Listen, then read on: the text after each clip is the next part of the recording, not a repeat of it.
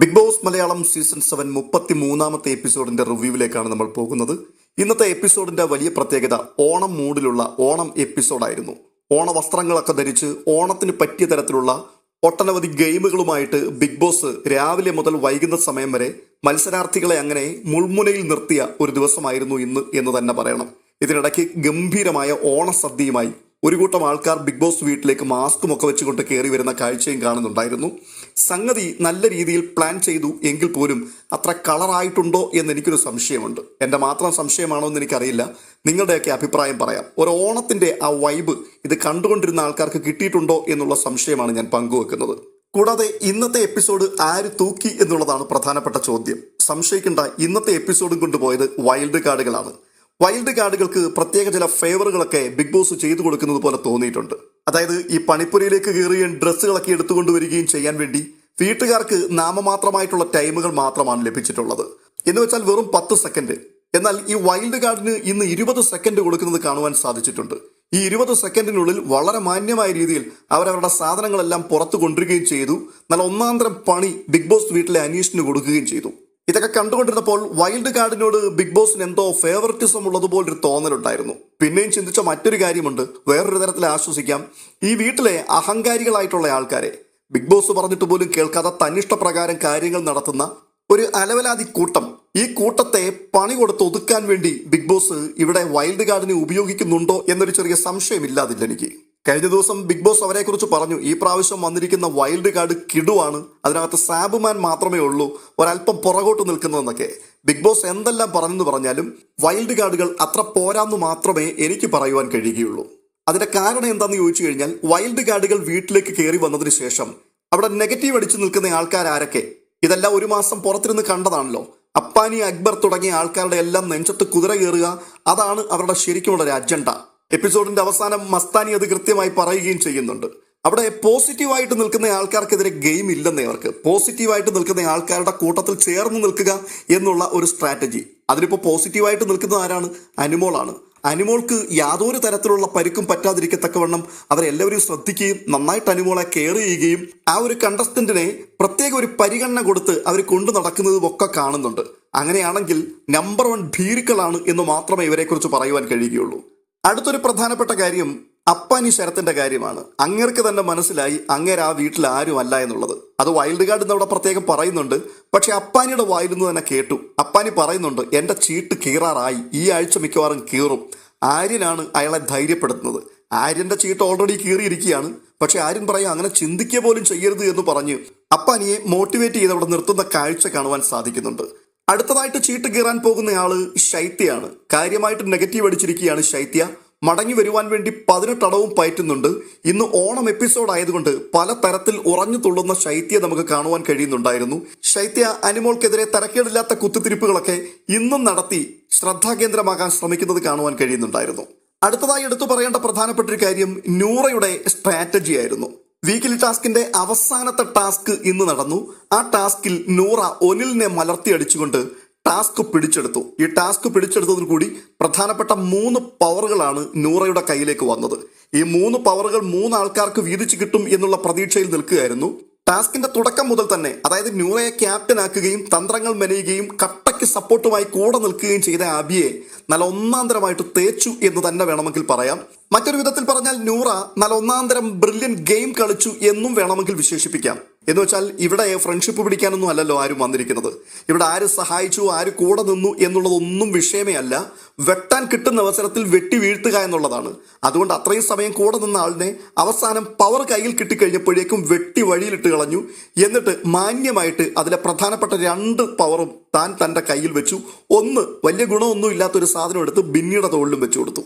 അപ്പൊ ഇങ്ങനെയുള്ള ഒരു കൂട്ടം കാര്യങ്ങളെ ചുറ്റിപ്പറ്റിയാണ് ഇന്നത്തെ എപ്പിസോഡ് മുൻപോട്ട് പോയിക്കൊണ്ടിരുന്നത്. ഇതിനിടയ്ക്ക് കുറച്ച് ഓണക്കളികളും ഓണ മത്സരവും ആ കൂട്ടത്തിൽ ചെറുതായിട്ടുള്ള ഒരു ഓണത്തല്ലും ഇതൊക്കെയായിരുന്നു ബിഗ് ബോസിലെ പ്രധാനപ്പെട്ട കലാപരിപാടികൾ. നമുക്ക് എപ്പിസോഡിലേക്ക് പോകാം. എപ്പിസോഡിലേക്ക് പോകുന്നതിന് മുൻപായിട്ട് ഈ ചാനൽ ആദ്യമായിട്ടാണ് നിങ്ങൾ കാണുന്നതെങ്കിൽ, ഇതുവരെയും നിങ്ങൾ സബ്സ്ക്രൈബ് ചെയ്തിട്ടില്ലാത്തൊരു വ്യക്തിയാണെങ്കിൽ ഛേദമില്ലാത്തൊരു ഉപകാരമാണല്ലോ, ഒന്ന് സബ്സ്ക്രൈബ് ചെയ്ത് വിട്ടിരുന്നെങ്കിൽ ഒത്തിരി സന്തോഷമാകുമായിരുന്നു. ഒപ്പം വീഡിയോ ഇഷ്ടപ്പെട്ടാൽ ഒന്ന് ലൈക്ക് ചെയ്യുകയും കമന്റ് ബോക്സിന്റെ തുടക്കത്തിൽ തന്നെ ഒരു ഹൈപ്പ് ബട്ടൺ കാണുവാൻ സാധിക്കും. അതിലമർത്തി ഒന്ന് ഹൈപ്പ് ചെയ്യുകയും ചെയ്യണമെന്ന് പ്രത്യേകമായി ഓർപ്പിക്കുകയാണ്. അപ്പോൾ എപ്പിസോഡിലേക്ക് പോകാം. പതിവ് പോലെ പാട്ടുപാടി ബിഗ് ബോസ് വീട്ടുകാരെ എല്ലാവരെയും ഉണർത്തുകയാണ്. അതിനുശേഷം ഓണക്കളികളിലേക്ക് പ്രവേശിക്കുന്നു.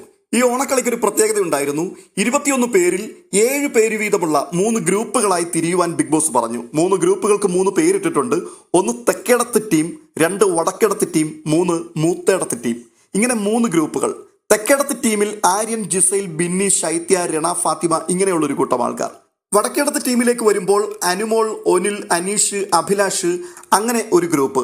മൂത്തേടത്ത് ടീമിന്റെ ഭാഗമായിട്ട് ഷാനവാസ്, രേണുസുതി, ലക്ഷ്മി, പ്രവീൺ അങ്ങനെ കുറച്ച് ആൾക്കാർ.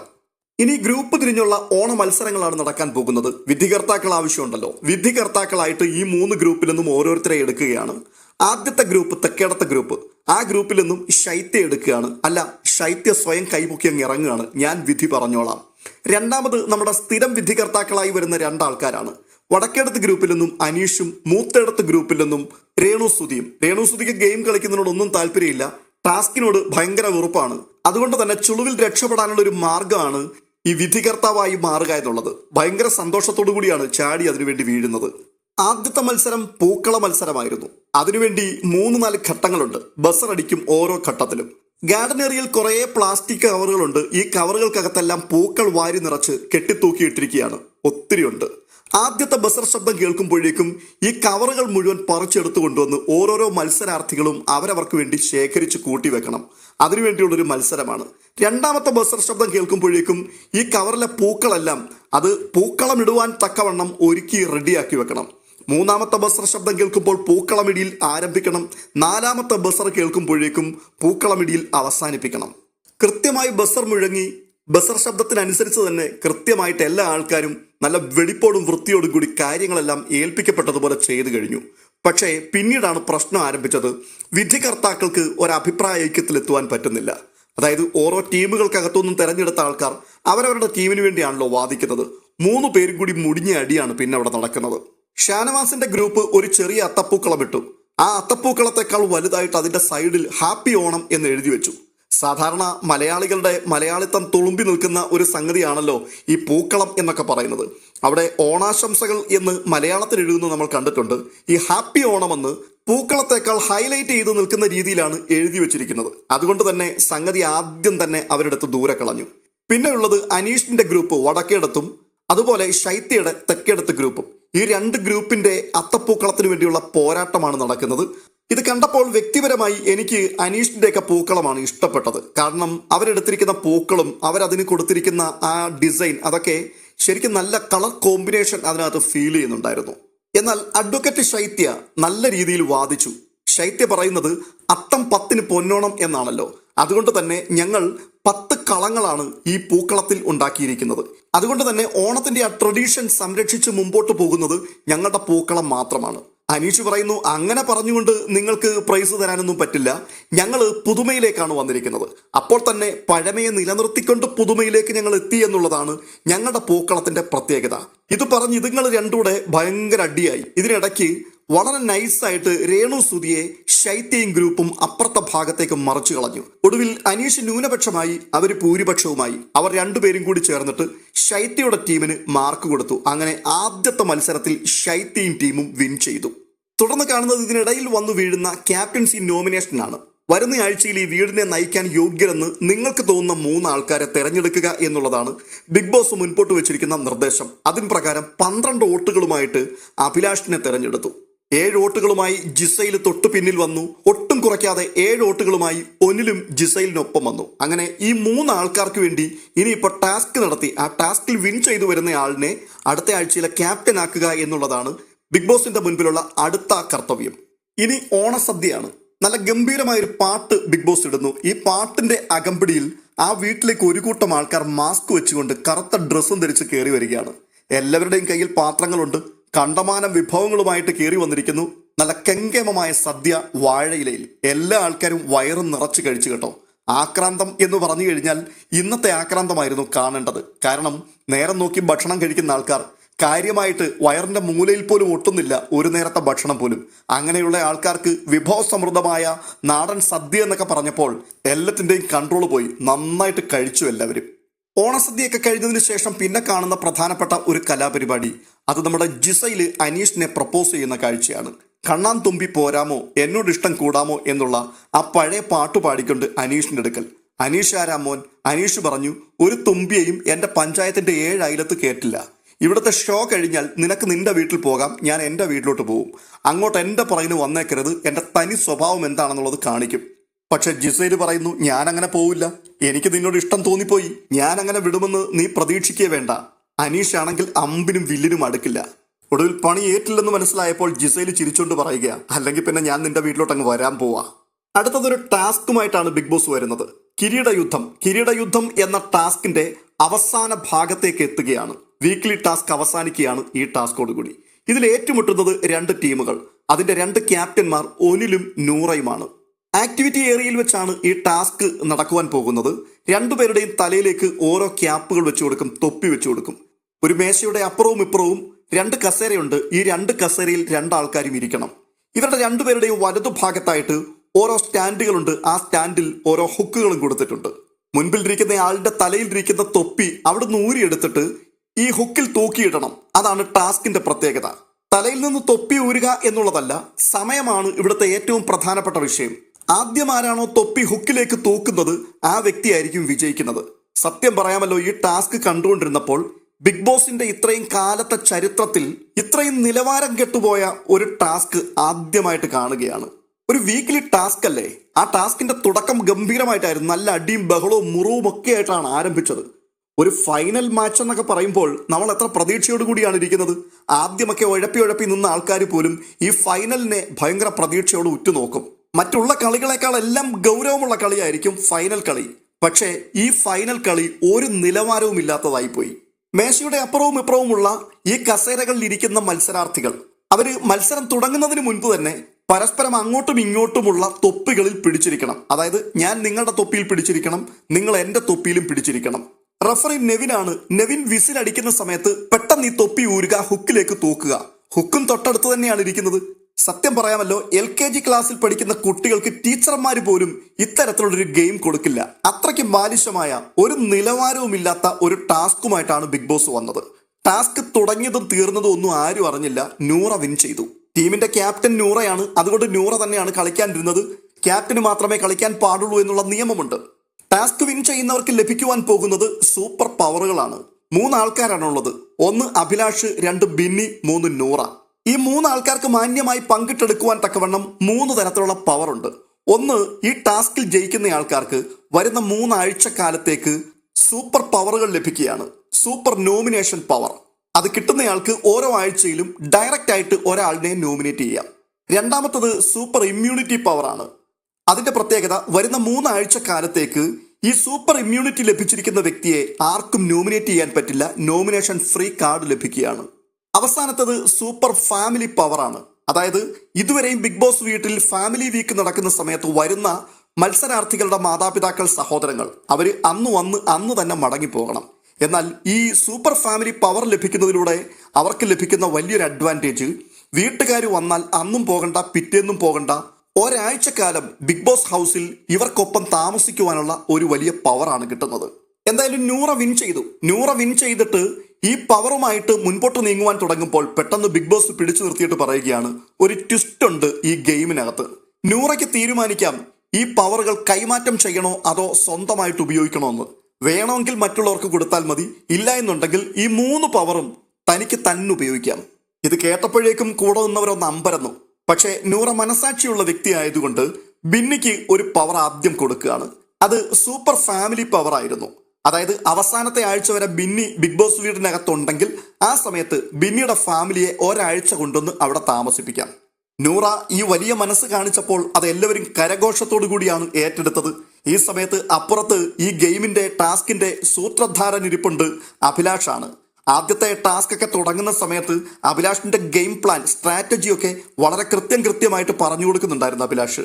എന്നാൽ അവസാനത്തെ 2 ടാസ്ക് അത് ഡയറക്റ്റ് ക്യാപ്റ്റൻ മാത്രം കളിക്കേണ്ടതാണ്. നൂറ നന്നായിട്ട് എഫേർട്ട് ഇട്ട് തന്നെയാണ് അത് കളിക്കുകയും ചെയ്തത്.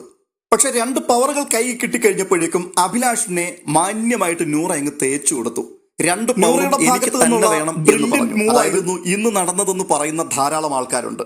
ശരി തന്നെയാണ്. ഒരു ഗെയിമർ എന്ന സ്ഥാനത്ത് മറ്റാരോടും സഹതാപം കാണാൻ പാടില്ല. കൂടെ നിന്നവരുണ്ട്, സഹായിച്ചവരുണ്ട്, ഗെയിമിനെ ഗെയിമായി കണ്ടുകൊണ്ട് ആ ഗെയിം സ്പിരിറ്റിൽ സപ്പോർട്ട് ചെയ്ത ആൾക്കാരുണ്ട്. അവരൊക്കെ ഉണ്ട്, ശരിയാണ്. പക്ഷേ സ്വന്തം ഗെയിമാണിത്. മുൻപോട്ട് നീങ്ങണമെന്നുണ്ടെങ്കിൽ അവരെ വെട്ടിയേ പറ്റുള്ളൂ. അതുകൊണ്ട് ഒരു ദയാദാക്ഷിണ്യവും കാണിക്കാതെ അഭിലാഷിനെ വെട്ടി മലർത്തിയിട്ട് ഈ രണ്ട് പവറുമായിട്ട് നൂറ അടിച്ചു മിന്നി കീറിപ്പോകുന്ന കാഴ്ചയാണ് കണ്ടത്. നൂറയുടെ ഈ നീക്കത്തിന് നമുക്ക് നല്ലൊരു കയ്യടി കൊടുക്കാം. അതെ, ബിഗ് ബോസിൽ ഇങ്ങനെ തന്നെയാണ് കളിക്കേണ്ടത്. പക്ഷേ ഇത് കണ്ടുകൊണ്ട് പുറത്തിരിക്കുന്ന ഒരു കൂട്ടം ആൾക്കാരുണ്ട്. അവർ ഈ ഗെയിമിനെ കാണുന്നത് ഒരു ബ്രില്യൻറ്റ് മൂവ് എന്നുള്ള രീതിയിലല്ല. തുടക്കം മുതൽ നിങ്ങൾ 3 ആൾക്കാർ ഒരുമിച്ച് നിന്നുകൊണ്ടാണ് ഈ ഗെയിമിൽ കളിച്ചുകൊണ്ടിരുന്നത്. 3 പേർക്കും വീതിച്ചെടുക്കുവാൻ തക്കവണ്ണമുള്ള നല്ല സൂപ്പർ പവറുകളും വന്നിട്ടുണ്ട്. അപ്പോൾ 3 പേരും കൂടി എടുക്കേണ്ടതായിരുന്നില്ലേ? അതിന് തുടക്കം മുതൽ തന്നെ ഗെയിം സ്ട്രാറ്റജികളൊക്കെ മെനഞ്ഞ് കൂടെ നിന്ന് എഫേർട്ട് ഇട്ടുകൊണ്ട് നിന്ന അഭിലാഷിനെ വെട്ടിയിട്ട് മുൻപോട്ട് പോവുക എന്നുള്ളത് അത് ഒരു മനുഷ്യത്വമില്ലായ്മയല്ലേ എന്നുള്ള ഒരു ചോദ്യം പ്രേക്ഷകർ തീർച്ചയായിട്ടും ചോദിക്കുവാൻ സാധ്യതയുണ്ട്. അതിന്റെ കാരണം എന്താണെന്ന് ചോദിച്ചു കഴിഞ്ഞാൽ, മലയാളി പ്രേക്ഷകർ എല്ലായ്പ്പോഴും ഈ ഗെയിമിനെ, ഈ ടാസ്കുകളെയൊക്കെ നോക്കിക്കാണുന്നത് വളരെ വൈകാരികമായിട്ട് തന്നെയാണ്. ഒരു ഇമോഷണൽ ഇമ്പാക്റ്റ് എല്ലാ ഗെയിമുകൾക്കകത്തും ഉണ്ടാവും. അതുകൊണ്ട് തന്നെ നീതി, ന്യായം, സത്യസന്ധത ഇങ്ങനെയൊക്കെയുള്ള കാര്യങ്ങൾക്ക് മലയാളി കുറച്ചധികം പ്രാധാന്യം കൊടുക്കാറുണ്ട്. ഒരുപക്ഷെ ഇന്ന് നടന്ന ആ ഗെയിമിലെ നൂറയുടെ നീക്കം അത് ഹിന്ദി ബിഗ് ബോസിലായിരുന്നുവെങ്കിൽ മുഴുവൻ ആൾക്കാരും കൈയടിക്കുമായിരുന്നു, ഒരു ഗെയിമർ എന്ന് തന്നെ പറയുമായിരുന്നു. പക്ഷെ മലയാളികളിലേക്ക് വരുമ്പോൾ വലിയൊരു കൂട്ടം ആൾക്കാർ നൂറയുടെ ഈ നീക്കത്തെ സപ്പോർട്ട് ചെയ്യില്ല. കാരണം അവരിത് തലച്ചോറ് കൊണ്ടല്ല കാണുന്നത്, ഹൃദയം കൊണ്ടാണ്. അവര് മനുഷ്യത്വത്തിന് കുറെ അധികം പ്രാധാന്യം കൊടുക്കുന്നവരായിപ്പോയി. അതുകൊണ്ട് തന്നെ ഉറപ്പായിട്ട് ഞാൻ പറയാം, വരുന്ന ആഴ്ചകളിൽ നൂറയുടെ വോട്ട് ഇടിയാനുള്ള സാധ്യത തീർച്ചയായിട്ടും കാണുന്നുണ്ട്. ഈ ഹൃദയം കൊണ്ട് നമ്മൾ ഇതിനെയൊക്കെ നോക്കിക്കാണുന്നതിന്റെ പ്രത്യേകതയാണ് ഞാൻ പറഞ്ഞു വരുന്നത്. നൂറയുടെ വോട്ട് ഇടിയും. വോട്ടിംഗ് പെർസെൻറ്റേജിൽ വളരെ താഴെ കിടന്ന വ്യക്തികളായിരുന്നു ആദിലയും നൂറയും. എന്തുകൊണ്ടാണ് കഴിഞ്ഞ ആഴ്ച ഇടിച്ചു കയറി 2-3 സ്ഥാനങ്ങളിലേക്കൊക്കെ അവർ വരാൻ കാരണം? നമ്മൾ ഈ അൺഒഫീഷ്യൽ പോളുകളൊക്കെ യൂട്യൂബ് ചാനലിലൊക്കെ കാണുമ്പോൾ 2, 3, 4 സ്ഥാനങ്ങളിലൊക്കെ ആദിലയും നൂറയും വന്ന് നിന്നിട്ടുണ്ട്. അതിന്റെ കാരണം എന്തുകൊണ്ടായിരുന്നു? എല്ലാവരും അനുമോളെ വളഞ്ഞിട്ട് ആക്രമിച്ചപ്പോൾ അനുമോൾക്കൊരു മോറൽ സപ്പോർട്ട് കൊടുത്തുകൊണ്ട് കൂടെ നിൽക്കുകയും ആശ്വസിപ്പിക്കുകയും, കരയരുത്, ഞങ്ങൾ കൂടെയുണ്ട്, ഞങ്ങൾ നിനക്ക് വേണ്ടി സംസാരിക്കും എന്നൊക്കെ പറഞ്ഞ് തൻ്റെ അപ്പുറവും ഇപ്പുറവും നിന്നു. ഇത് കണ്ടിട്ടാണ് മലയാളികൾ ഇവരെ 2 പേരെയും വോട്ട് ചെയ്ത് കുഴപ്പമില്ലാത്ത ഒരു അന്തരീക്ഷത്തിൽ നിർത്തിയത്. എന്നാൽ നൂറയുടെ ഇന്നത്തെ സ്ട്രാറ്റജി അത് മലയാളിക്ക് അത്ര പിടിക്കാൻ സാധ്യതയില്ല. അവരതിനെ ഗെയിമായി കാണില്ല, അത് ചതിയായിട്ട് മാത്രമേ കാണുകയുള്ളൂ. എന്തായാലും അഭിലാഷിന് നന്നായി വേദനിച്ചിട്ടുണ്ട്. ലൈവ് കണ്ടവർക്കറിയാം, അയാൾ പോയി ഒനിലിനോട് തന്റെ സങ്കടം പങ്കുവെക്കുന്നുണ്ട്. അത് കേട്ടുകൊണ്ട് ഒനില് കാര്യമായിട്ട് അഭിലാഷിനെ മൂപ്പിച്ചു വിടുകയും ചെയ്യുന്നുണ്ട്. അപ്പോൾ അഭിലാഷ് പങ്കുവെച്ചൊരു കാര്യമുണ്ട്. ഈ ടാസ്ക് തുടങ്ങുന്ന സമയത്ത് ഈ വീട്ടിലുള്ള 21 പേരിൽ 18 പേരെയും ഞാൻ മാർക്ക് ചെയ്തു. അവർക്കെതിരെ എങ്ങനെ ഗെയിം കളിക്കണം, എങ്ങനെയാണ് ഈ ടാസ്കിനെ പിടിച്ചെടുക്കേണ്ടത് എന്നുള്ളത് വളരെ കൃത്യമായിട്ട് ഞാൻ പ്ലാൻ ചെയ്തു. 18 ആൾക്കാരെയും ഞാൻ ബ്ലോക്ക് ചെയ്തു. പക്ഷേ എൻ്റെ കൂടെ നിന്ന ഈ 2 ആൾക്കാരെ മനസ്സിലാക്കാൻ എനിക്ക് പറ്റിയില്ല. അതാണ് എൻ്റെ ഏറ്റവും വലിയ മിസ്റ്റേക്ക്. എന്ന് വെച്ചാൽ ശൈത്യ മാത്രമല്ല കട്ടപ്പ, പിൻപിൽ നിന്ന് കുത്തുന്ന പല ആൾക്കാരും ബിഗ് ബോസിനകത്തുണ്ട്. അവരാരും ഫ്രണ്ട്ഷിപ്പിന് വേണ്ടി വന്നവരല്ല, സ്ട്രാറ്റജിയുമായിട്ട് വന്നവരാണ്. അവർക്ക് വേണ്ടി കളിക്കുവാൻ വന്നവരാണ്, അവർക്ക് വേണ്ടി വിൻ ചെയ്യുവാൻ വേണ്ടി വന്നതാ. അല്ലാതെ അഭിലാഷിനെ ജയിപ്പിക്കാൻ വേണ്ടി ആരും അതിനകത്ത് വന്നിട്ടില്ല. ഇതൊക്കെ മനസ്സിലാക്കി കളിക്കുകയാണെന്നുണ്ടെങ്കിൽ അഭിലാഷിന് ഭാവി ഉണ്ടാവും, ഇല്ലെങ്കിൽ വേഗം വീട്ടിൽ പോകേണ്ടി വരും. തുടർന്ന് കാണുന്നത് ഈ സൂപ്പർ പവർ ലഭിച്ച നൂറയെക്കുറിച്ചുള്ള ഒരു കോർണർ ചർച്ച അവിടെ നടക്കുകയാണ്. ലക്ഷ്മിയും പ്രവീണും ജിഷിനും കൂടിയാണ് ചർച്ച നടത്തുന്നത്. അവിടെ പ്രവീൺ പറയുന്നൊരു കാര്യമുണ്ട്, അവൾ ആരെ നോമിനേറ്റ് ചെയ്യണം, ഈ സൂപ്പർ നോമിനേഷൻ പവറൊക്കെ ലഭിച്ചല്ലോ, അവൾ ആരെ നോമിനേറ്റ് ചെയ്യണം എന്നുള്ളത് ഷാനവാസ് തീരുമാനിക്കും. പെങ്ങളൂട്ടി കാർഡാണല്ലോ ഇപ്പൊ ഇറക്കി കളിച്ചുകൊണ്ടിരിക്കുന്നത്. പല ആൾക്കാരെയും അവൻ പെങ്ങളാക്കി വെച്ചിട്ടുണ്ട്. ആദില, നൂറ, അനുമോൾ ഇവരെല്ലാവരും പെങ്ങളൂട്ടികളാണ്. അപ്പോൾ ഈ പെങ്ങളൂട്ടികളാരും തിരികെ നോമിനേറ്റ് ചെയ്യത്തില്ലല്ലോ. അങ്ങനെ ഒരു കളി ഇതിനകത്തൂടെ നടക്കുന്നുണ്ട്. അതുകൊണ്ട് തന്നെ ഈ കാർഡ് ഉപയോഗിച്ചുകൊണ്ട് ആരെയൊക്കെ നോമിനേറ്റ് ചെയ്യണം, അത് ഷാനവാസിന്റെ കയ്യിലാണ് ആ കളി ഇരിക്കുന്നത്. ആ പറഞ്ഞതിനോട് അങ്ങനെ അങ്ങ് വിയോജിക്കാൻ കഴിയത്തില്ല. അവിടെ വല്ലാത്ത പെങ്ങളൂട്ടി കളിയൊക്കെ കളിക്കുന്നുണ്ട്. ഇമോഷണൽ കാർഡൊക്കെ ഇറക്കി ഈ പാവങ്ങളെ കളിപ്പിച്ചുകൊണ്ട് ചില ആൾക്കാർ അവിടെ നിൽക്കുന്നുണ്ട്. എന്തായാലും നമുക്ക് കണ്ടറിയാം ഈ കളി എവിടെ എത്തുമെന്നുള്ളത്. അടുത്ത കാഴ്ച ഓണത്തോടുള്ള ബന്ധത്തിൽ അടുത്ത ടാസ്ക് വരികയാണ്. അതായത് പുലിയുടെയും വേട്ടക്കാരൻ്റെയും ഒക്കെ രൂപങ്ങൾ. അങ്ങനെയുള്ള രൂപങ്ങൾ ഉണ്ടാക്കി വെക്കുവാൻ വേണ്ടി ചില സ്റ്റാൻഡുകളൊക്കെ അവിടെ വെച്ചിട്ടുണ്ട്. എന്നാൽ പണിപ്പുരയ്ക്കകത്താണ് വസ്ത്രങ്ങളും അതുപോലെ മുഖം മൂടി അങ്ങനെയുള്ള കുറേ സംഭവങ്ങൾ ഇരിക്കുന്നത്. ബസർ കേൾക്കുന്ന സമയത്ത് 3 ടീമിൽ നിന്നും ഓരോ ആൾക്കാർ വീതം പണിപ്പുരയ്ക്കകത്ത് കയറണം. അവിടെ നിന്നും ഈ വസ്ത്രങ്ങൾ, ഈ പറയപ്പെട്ട സാധനങ്ങളെല്ലാം എടുത്തുകൊണ്ട് വരണം. അടുത്തൊരു ബസർ കേൾക്കും. ആ സമയത്ത് ഈ വസ്ത്രങ്ങളും മുഖംമൂടികളും ഒക്കെ കൃത്യമായിട്ട് ഈ സ്റ്റാൻഡിൽ വെച്ച് പിടിപ്പിച്ച് വേട്ടക്കാരൻ്റെയും പുലിയുടെയും രൂപത്തിലാക്കി വെക്കണം. ആദ്യം ആരാണോ ഈ പണി പൂർത്തിയാക്കുന്നത് അവരായിരിക്കും ഈ ടാസ്കിൽ വിൻ ചെയ്യുക. ഇവിടെയും മാന്യമായിട്ട് ജയിച്ചത് തെക്കേടത്തെ ഗ്രൂപ്പാണ്, അപ്പാനിയുടെയും അക്ബറിന്റെയും ഒക്കെ നേതൃത്വത്തിലുള്ള ഗ്രൂപ്പ്. എന്തായാലും ഈ പരിപാടി കഴിഞ്ഞ് അകത്തേക്ക് വന്ന് അല്പനിമിഷത്തെ വിശ്രമവേളകൾ ആനന്ദകരമാക്കണമല്ലോ, അതിനുവേണ്ടിയുള്ള ഒരു കൊച്ചു വർത്തമാനം നടക്കുകയാണ്. എന്താണ് ഈ കൊച്ചു വർത്തമാനം? ആരാണിത് പറയുന്നത്? ഇത് ബിന്നിയും രണ ഫാത്തിമയും കൂടിയാണ് സംസാരിക്കുന്നത്. എന്താണ് സംസാരിക്കുന്ന വിഷയം? കഴിഞ്ഞ ആഴ്ച ബിഗ് ബോസ് വീടിനെ മാത്രമല്ല ഈ ഷോ കാണുകയും കേൾക്കുകയും ചെയ്യുന്ന മലയാളി പ്രേക്ഷകരെ മുഴുവനും കിടിലം കൊള്ളിച്ച ഒരു വലിയ വാർത്തയുടെ പിന്നാമ്പുറത്തു കൂടിയാണ് അവർ സഞ്ചരിച്ചു കൊണ്ടിരിക്കുന്നത്. അതായത് ജിസൈലിനെയും ആര്യനെയും സംബന്ധിച്ച് അനുമോൾ ഉയർത്തിവിട്ട ഒരു വലിയ വിവാദം.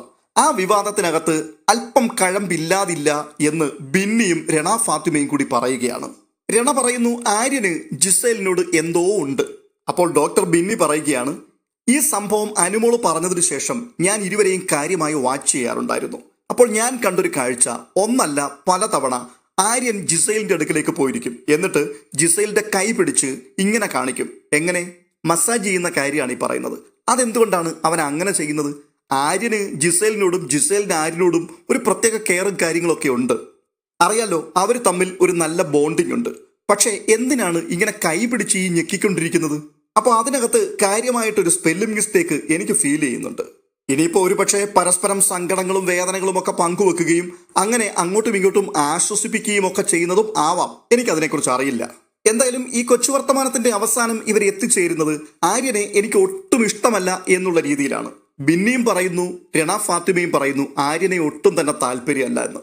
ലൈവ് കണ്ടിട്ടുള്ള ആൾക്കാർക്കറിയാം, ആര്യൻ വന്നു കയറിയ സമയം മുതൽ അവിടെയുള്ള ഓരോ ആൾക്കാരോടും അപ്രോച്ച് ചെയ്യുന്ന രീതി അത് വളരെ മോശമാണ്.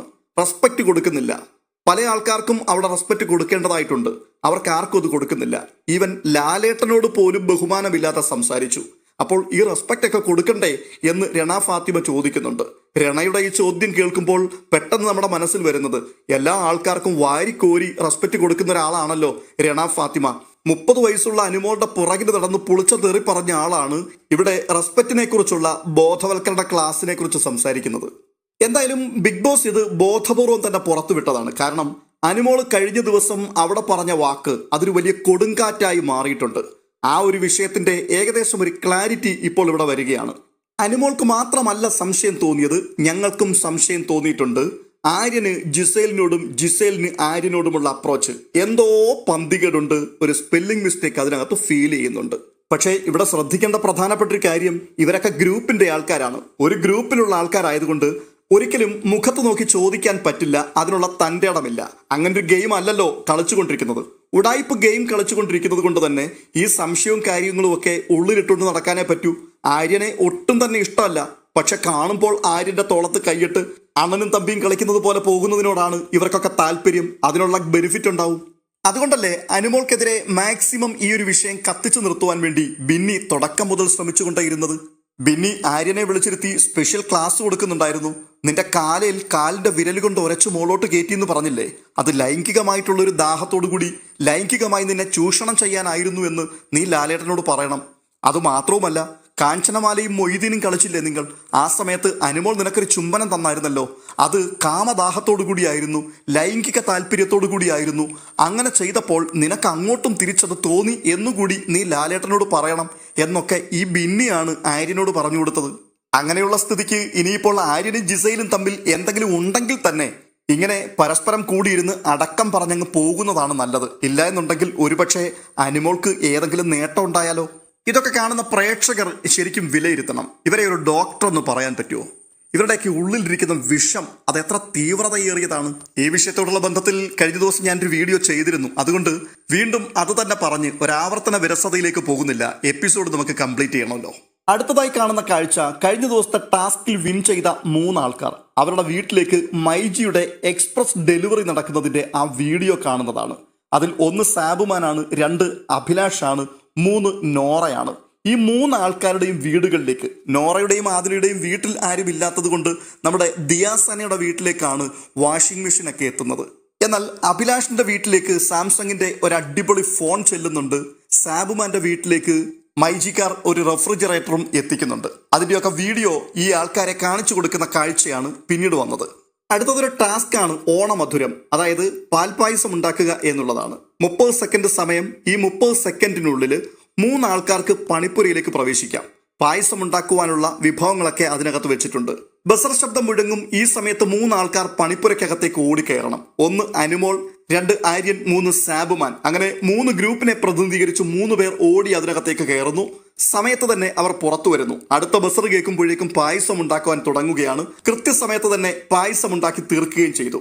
അടുത്തത് വിധി പറയുവാൻ വേണ്ടി വിധികർത്താക്കൾ എത്തുകയാണ്. തെക്കേടത്തിന്റെയും വടക്കേടത്തിന്റെയും മൂത്തേടത്തിന്റെയും പായസം നല്ല ഒന്നാന്തരം പായസമായിരുന്നു എന്ന് വിധികർത്താക്കൾ ആദ്യം തന്നെ വിളിച്ചു പറഞ്ഞു. പക്ഷേ ഇതിനകത്ത് നിന്ന് ഒരാളിനെ കണ്ടെത്തണം. അപ്പോൾ രേണുസുതിയുടെ ഗ്രൂപ്പിന്റെ പായസം, അത് രേണുസുതിക്ക് ഒത്തിരി ഇഷ്ടപ്പെട്ടു. കാരണം നല്ല ഒന്നാന്തരം മധുരം ഉണ്ടായിരുന്നു. എന്നാൽ അത് രുചിച്ചു നോക്കിയ മറ്റുള്ള 2 പേർ പറഞ്ഞു ഭയങ്കര മധുരമായിരുന്നു, ഒരു തരത്തിൽ പറ്റില്ല. രേണുസുതിക്ക് ഈ മധുരത്തോട് ഭയങ്കര താല്പര്യമാണ്. ആരും ഇല്ലാത്ത സമയത്ത് അടുക്കളയിൽ കയറി പഞ്ചസാരയൊക്കെ കണ്ടമാനം വാരി തിന്നാറുണ്ട്. അതുകൊണ്ട് തന്നെ ഈ പാൽപ്പായസം ഭയങ്കരമായിട്ട് രേണുസുതിക്ക് ഇഷ്ടപ്പെട്ടു. എന്നാൽ രണ്ടാമത്തെ ടീം വടക്കേടത്തെ ഗ്രൂപ്പാണ്. ആ ഗ്രൂപ്പിന്റെ പാൽപ്പായസം അത് ശൈത്യയ്ക്ക് ഒട്ടും തന്നെ ഇഷ്ടപ്പെട്ടില്ല. കാരണം അത് അടിയിൽ പിടിച്ചിട്ടുണ്ടായിരുന്നു, കയ്പായിരുന്നു, മധുരം ഒട്ടും തന്നെയില്ല. അനുമോളാണ് അത് ഉണ്ടാക്കിയത്.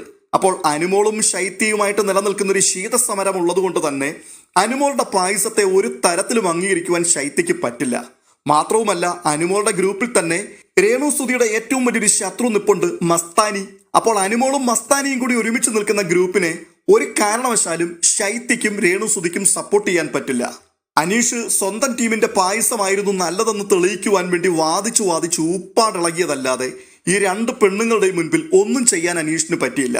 അവസാനമായി തെക്കേടത്തെ ഗ്രൂപ്പിന്റെ പായസമാണ്, അതായത് ശൈത്യയുടെ ഗ്രൂപ്പിന്റെ പായസമാണ്.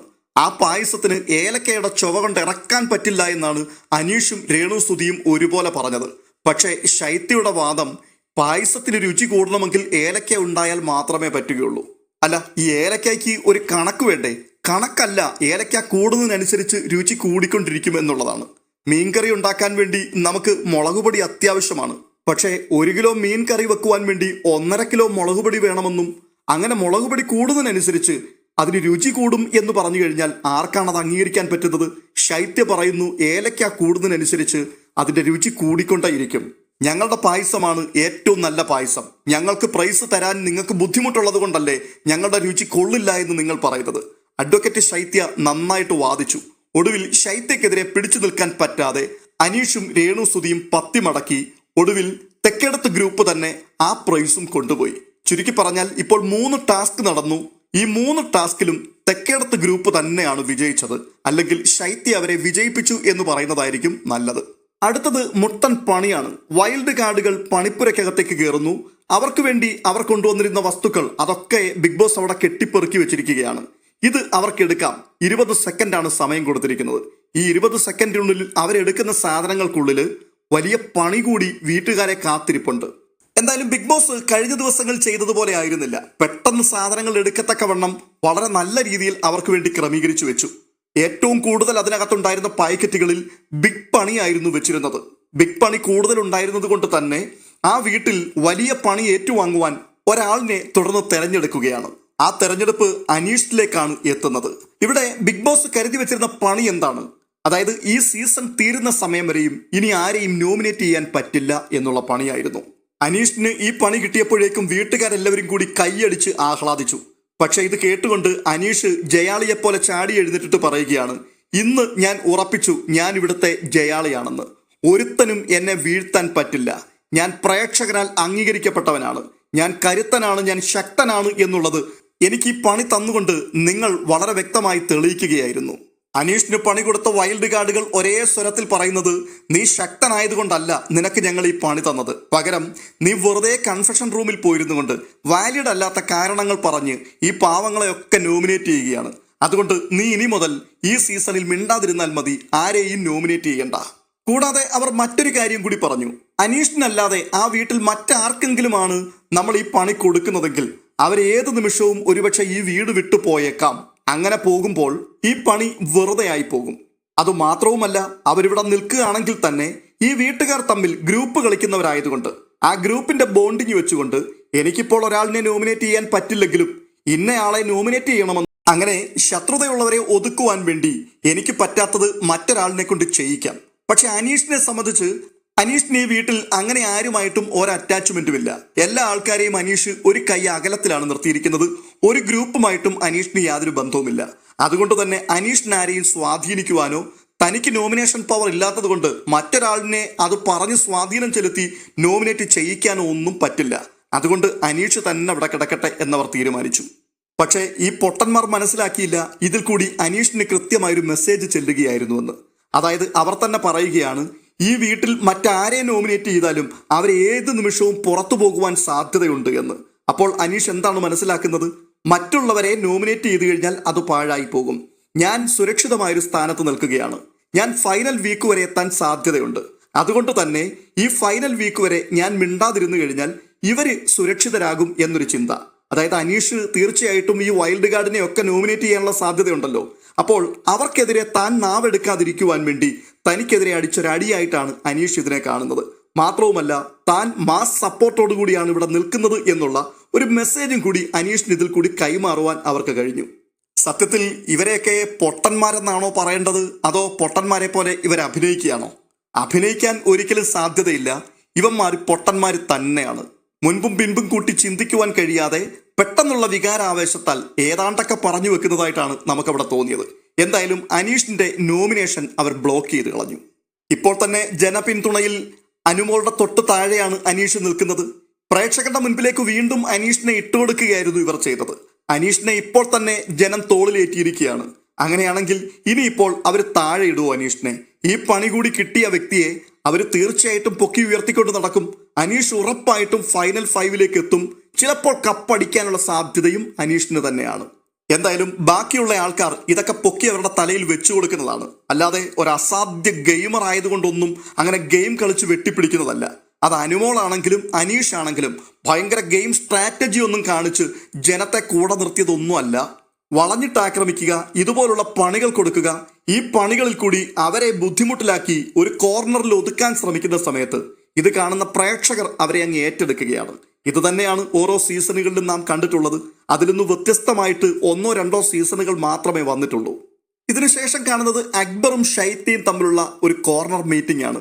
ഈ ചർച്ചയിൽ ശൈത്യ ചില കാര്യങ്ങൾ പറയുന്നുണ്ട്. വളരെ കൃത്യമായിട്ടുള്ള വിലയിരുത്തലാണ്. അതായത് നെവിന് സംഭവിച്ചിരിക്കുന്ന മാറ്റങ്ങൾ കണ്ടിട്ട് ഞാൻ അത്ഭുതപ്പെടുകയായിരുന്നു. നെവിനോട് ഞാൻ അതിനെപ്പറ്റി സംസാരിച്ചു. അപ്പോൾ നെവിൻ പറഞ്ഞത് എനിക്ക് പുറത്തുള്ള സപ്പോർട്ട് കണ്ടുകൊണ്ട് അവൾ എൻ്റെ കൂടെ കൂടിയിരിക്കുകയാണ് എന്നുള്ളതാണ്.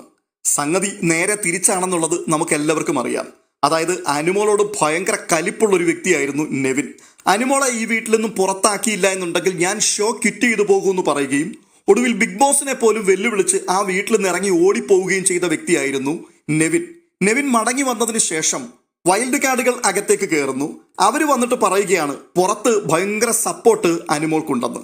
ഇതറിഞ്ഞുകൊണ്ട് നെവിൻ പതുക്കെ കളം മാറ്റി ചവിട്ടി പഴയ ശത്രുതയൊക്കെ മാറ്റി അനുമോളുടെ ഏറ്റവും വലിയ മിത്രമായി ഇപ്പോൾ കൂടെ കൂടിയിരിക്കുകയാണ്. എന്നാൽ അക്ബറിനോട് ശൈത്യ പറയുന്നത് എന്താണ്? നേരെ തിരിച്ചുള്ളൊരു വേർഷനാണ്. സത്യത്തിൽ 24/7 നമ്മൾ ലൈവ് കണ്ടുകൊണ്ടിരിക്കുന്ന ആൾക്കാരാണ്. ഇതിനിടയിൽ ഒരിക്കൽ പോലും ശൈത്യ പോയി ഈ വിഷയത്തെക്കുറിച്ച് നെവിനോട് സംസാരിക്കുന്നത് നമ്മൾ ലൈവിൽ കണ്ടിട്ടില്ല. അപ്പോൾ പിന്നെ കള്ളമല്ലേ പറയുന്നത്? ഇനി ഒരുപക്ഷെ ലൈവിൽ നമുക്കത് മിസ് ചെയ്തതാണെങ്കിൽ, അതാരെങ്കിലും കണ്ടിട്ടുണ്ടെങ്കിൽ നിങ്ങൾ ദയവ് ചെയ്തിട്ട് ഒന്ന് കമന്റ് ചെയ്താൽ നന്നായിരിക്കും. എന്റെ ബലമായ സംശയം അങ്ങനെ ഒരു കാര്യം സംഭവിച്ചിട്ടില്ല എന്ന് തന്നെയാണ്.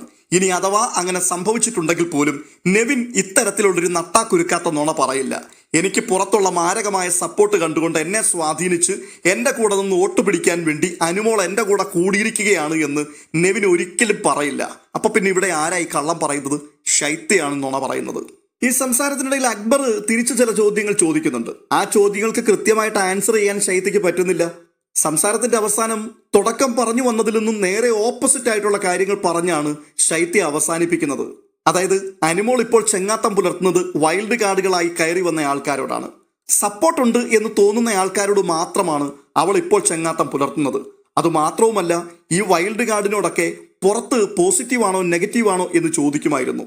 പോസിറ്റീവാണ് എന്നറിഞ്ഞപ്പോഴേക്കും അവൾ പെട്ടെന്ന് ട്രാക്ക് മാറ്റി. അപ്പോൾ അക്ബർ ചോദിക്കുകയാണ്, പോസിറ്റീവ് ആണെന്ന് കണ്ടപ്പോൾ എന്തിനാണ് ട്രാക്ക് മാറ്റുന്നത്? ആ ട്രാക്ക് തന്നെയല്ലേ ശരി? അതേ ട്രാക്കിൽ തന്നെ ഓടിയാൽ പോരെ? അതിന് ശൈത്യക്ക് മറുപടിയില്ല.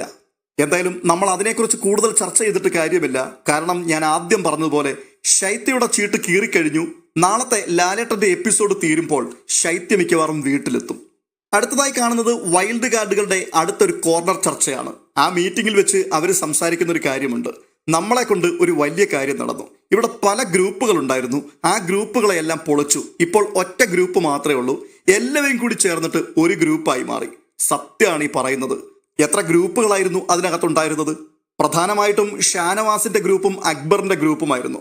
ഷാനവാസ് പ്രതിജ്ഞ എടുത്ത് നടക്കുകയായിരുന്നു, അക്ബറിന്റെ ഗ്രൂപ്പ് പൊളിച്ചിട്ടേ ഉള്ളൂ കാര്യമൊന്ന്. അങ്ങനെ കലിപൂണ്ട് നടന്ന ഷാനവാസ് ഇപ്പോൾ അക്ബറിന്റെയും അപ്പാനിയുടെയും മടിയിൽ തന്നെയാണ് 24 മണിക്കൂറും. അതായത് ഇവരെല്ലാവരും കൂടി ചേർന്ന് ഇമ്മണി വലിയ ഗ്രൂപ്പ് അങ്ങുണ്ടാക്കി. എന്തിനു വേണ്ടിയാണ്? വൈൽഡ് കാർഡുകളെ ഭയന്നിട്ടാണ്. അവരെ വെട്ടാൻ വേണ്ടിയാണ് ശത്രുത മറന്ന് എല്ലാവരും കൂടി ഒന്നായി തീർന്നിരിക്കുന്നത്. ഇവിടെ പ്രവീണ് പറയുന്നുണ്ട്, അപ്പാനി ശരത്തിന്റെയൊക്കെ കിളി പോയി നടക്കുകയാണ്. അപ്പാനിക്ക് താൻ ആരുമല്ല എന്ന് ബോധ്യപ്പെട്ടുവെന്ന്. അതും വളരെ യാഥാർത്ഥ്യമാണ്. അപ്പാനി ആയിരുന്നല്ലോ ആ വീട്ടിലെ ഏറ്റവും വലിയ ശബ്ദ കോലാഹലത്തിന്റെ ഉടമ. ഉച്ചഭാഷണിയേക്കാൾ ഉച്ചത്തിൽ സംസാരിക്കുന്ന ശബ്ദമുള്ള അപ്പാനി ഇപ്പോൾ വളരെ പരിമിതമായി മാത്രമേ സംസാരിക്കാറുള്ളൂ. അപ്പാനി ഇപ്പോൾ ആര്യനുമായി സംസാരിക്കുമ്പോൾ ചോദിക്കുകയാണ്, എന്റെ ചീട്ട് ഈ ആഴ്ച കീറും ഇല്ലേ? അപ്പാനി വരണ്ടിരിക്കുകയാണ്. അപ്പാനിയെ ആര്യൻ ധൈര്യപ്പെടുത്തുന്നുണ്ട്. എന്തൊക്കെയോ കുശൂഷിക്കുന്നതാണ് കാണുവാൻ സാധിക്കുന്നത്. എപ്പിസോഡിന്റെ അവസാനം ഒരു മാരകമായ ഗെയിം സ്ട്രാറ്റജിയുമായിട്ട് മസ്താനി വരികയാണ്. എന്താണ് മസ്താനിയുടെ സ്ട്രാറ്റജി? അപ്പാനിയെ കൊണ്ട് മസ്താനിയെ തല്ലിക്കണം. അതിനുള്ള പ്രൊവോക്കേഷൻ ഗെയിം ആയിരിക്കും അടുത്ത ദിവസങ്ങൾ മുതൽ പ്ലാൻ ചെയ്യുന്നത്. പ്രൊവോക്ക് ചെയ്ത് ഒടുവിൽ അവൻ എന്നെ തല്ലണം. അങ്ങനെ തല്ലിയിട്ട് അവൻ പുറത്തു പോകണം. എങ്ങനെയുണ്ട്? മസ്താനി രണ്ടും കൽപ്പിച്ചാണ്. അതായത് ഇവർക്കൊക്കെ മനസ്സിലായിട്ടുണ്ട്, അപ്പാനി എന്ന് പറയുന്ന ഈ അപ്പാവി, അയാളെ ഒന്ന് പറഞ്ഞ് രണ്ടാമത്തതിന് ചൂട് കയറ്റാം, അയാൾ പ്രൊവോക്കാകും. മാക്സിമം അയാളെ പിരികേറ്റിയാൽ അയാളൊന്ന് പൊട്ടിക്കാൻ മടിക്കില്ല. ഇമോഷണലി അങ്ങേയറ്റം വീക്കായിട്ടുള്ളൊരു കഥാപാത്രമാണ് അപ്പാനി എന്ന് എല്ലാവർക്കും നന്നായിട്ട് അറിയാം. അതുകൊണ്ട് തന്നെ മസ്താനി തുനിഞ്ഞിറങ്ങുകയാണ് അടി മേടിക്കാനായിട്ട്. അത് എത്രത്തോളം വിജയപ്രദമാകും എന്ന് നമുക്ക് കണ്ടറിയേണ്ട കാര്യമാണ്. ഇനിയിപ്പോൾ അപ്പാനിയെ ചൊറിഞ്ഞ് അടി മേടിച്ചിട്ട് അപ്പാനിയെ പുറത്താക്കാൻ പോകുന്ന മസ്താനിയാണോ നെഗറ്റീവ് ആകാൻ പോകുന്നത്? മസ്താനിയുടെ ഈ ഗെയിം സ്ട്രാറ്റജിയെ മലയാളി പ്രേക്ഷകർ എങ്ങനെയായിരിക്കും നോക്കിക്കാണുവാനും കൈകാര്യം ചെയ്യുവാനും പോകുന്നത്? ഇതൊക്കെയാണ് ഇനി കണ്ടറിയേണ്ട കാര്യങ്ങൾ. മസ്താനിയുടെ ഗെയിം പ്ലാനുകളൊക്കെ കേട്ടിട്ട് പാവം സാബുമാൻ ഞെട്ടിയിരിക്കുകയാണ്. ഇത് എന്തൊക്കെയാണ് ഈ പറയുന്നത്? അതെ, ഏതറ്റം വരെ പോകാനും ഞാൻ മടിക്കില്ല. കഴിഞ്ഞ ദിവസം ഞാൻ ഷാനവാസിന്റെ കയ്യിൽ നിന്നും ഒരടി മേടിക്കാൻ വേണ്ടി മാക്സിമം നോക്കി. പക്ഷെ അയാൾ വിട്ടില്ല. അയാൾ കൈ പുറകിൽ കെട്ടിക്കൊണ്ടായിരുന്നു സംസാരിച്ചത്. എങ്കിലും ഞാൻ അവനെ പറഞ്ഞവിടെ ഇരുത്തി. അതുപോലെ തന്നെയായിരിക്കും ഇനി അപ്പാനിക്കെതിരെയുള്ള എൻ്റെ നീക്കം. എന്തായാലും കളി മുറുകയാണ്. നമുക്ക് കണ്ടറിയാം എന്തൊക്കെയായിരിക്കുമെന്ന്. ഓണം വന്നാലും ഉണ്ണി പിറന്നാലും കോരന് കഞ്ഞി കുമ്പിളിൽ തന്നെ എന്ന് പറയുന്നത് പോലെ എന്തെല്ലാം പരിപാടികൾ നടന്നാലും ബിഗ് ബോസ് വീട്ടിൽ അടിയില്ലാതെ ഈ സീസണിൽ ഒരു ഗുമ്മില്ല എന്ന രീതിയിലേക്ക് എത്തിയിരിക്കുകയാണ്. എന്തായാലും ബാക്കി വിവരണങ്ങളൊക്കെ നാളെ പറയാം. ഈ വീഡിയോ നിങ്ങൾക്ക് ഇഷ്ടപ്പെട്ടിട്ടുണ്ടെങ്കിൽ ലൈക്ക് ചെയ്യുവാൻ മറക്കരുത്. ചാനൽ ഇതുവരെയും സബ്സ്ക്രൈബ് ചെയ്തിട്ടില്ലാത്തവർ സബ്സ്ക്രൈബ് ചെയ്യുവാനും മറക്കരുത് എന്ന് ഓർപ്പിക്കുന്നു. അടുത്തൊരു അപ്ഡേഷനുമായി വീണ്ടും എത്താം. അതുവരേക്കും ബൈ.